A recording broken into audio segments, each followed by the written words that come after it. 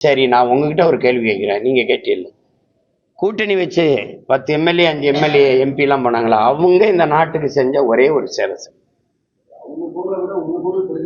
நான் கேட்கறது சட்டசபையில, சட்டமன்றத்துல, பாராளுமன்றத்துல பேசுவதை விட மக்கள் மன்றத்துல பேசுறதுக்கே கோடி செய்தி இருக்கு. அங்க போனவங்க என்ன பேசுனாங்க சொல்லுங்க. அவங்க பேசுறதை விட சீமான் பேசுறது வந்து வலிமை அத நீங்க சொல்றீல்ல, அதை இப்படி சொல்லுங்க மக்களுங்க. அவன் குரல் அங்க போகணும், அப்ப வலிமையா இருக்கும்னா வெள்ள வச்சு அனுப்பணும். புரியுதா?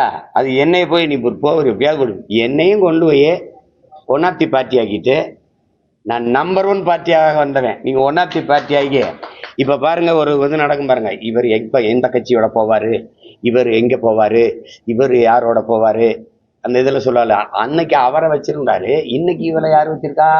அந்த கதையை நடந்துகிட்டு இருக்குது. பொலிட்டிக்கல் ரெவல்யூஷனா பொலிட்டிக்கல் பிசினஸா?